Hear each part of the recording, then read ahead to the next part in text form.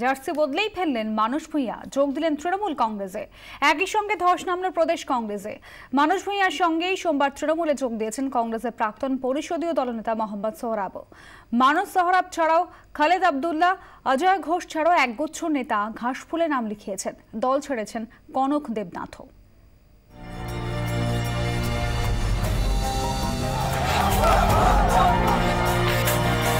বাংলার রাজনীতিতে বরাবরই বিতর্কিত চরিত্র। সিপিএমে তারা খেয়ে একসময় ধানক্ষেত ধরে ছুটেছেন।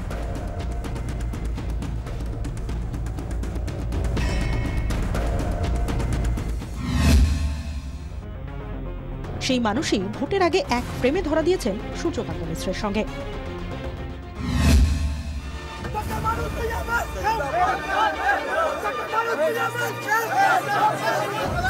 আর এবার তৃণমূল কংগ্রেসে শেষ পর্যন্ত জার্সিটা বদলেই ফেললেন সবমের ভূমিপুত্র।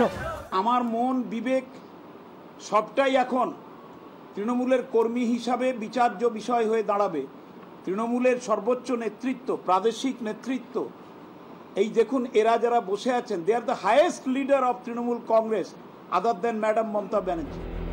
জমিটা তৈরি ছিল, কংগ্রেসের শক্ত ঘাঁটি সবং দখল জেতার টার্গেট ভোটের আগেই বুঝিয়ে দিয়েছিলেন মমতা বন্দ্যোপাধ্যায়। অনেক দিন জিতিয়েছেন দাদাকে, এবারে আর মানুষ ভূঁইয়াকে ভোটটা দেবেন না দয়া করে।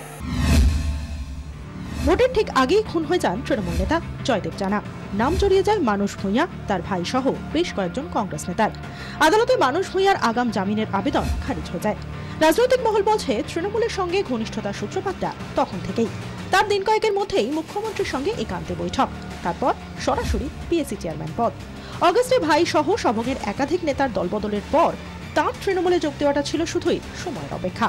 সোমবার 40 বছর কংগ্রেসে থাকায় ইতি পড়ল। রাজনীতিটা নদীর মতো প্রবাহমান ধারা, পুকুরের মতো বাঁধা জায়গার জল নয়। একটা জায়গায় বসে এটার চিন্তা করার অবকাশ নেই।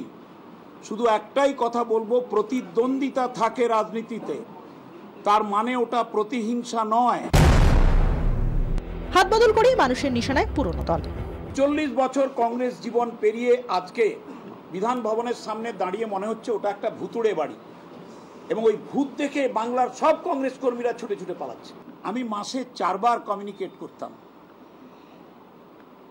মাঝখানে একটি কালো পাহাড় দাঁড়িয়ে আছেন, তার নাম ডক্টর সিপি যোশী, আর বাংলার 2 জগাই মাধাই। খুব দুর্ভাগ্য কংগ্রেসের। জার্সি তো নয়, বদলে ফেললেন। এরপর ভবিষ্যৎ কি মানস ভূঁইয়ার? হাত শিবিরের ডাক সাইটের নেতা কতটা কলকে পাবেন ঘাসফুল শিবিরে, নাকি থাকতে হবে কোন ঠাসা হই?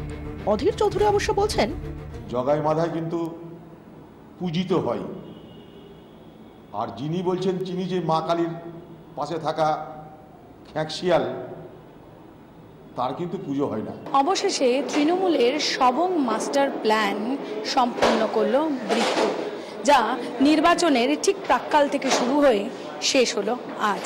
এরপর মানস ভূঁইয়া তৃণমূল কংগ্রেসে কেমন জায়গায় থাকে তা সময়ই বলে দেবে।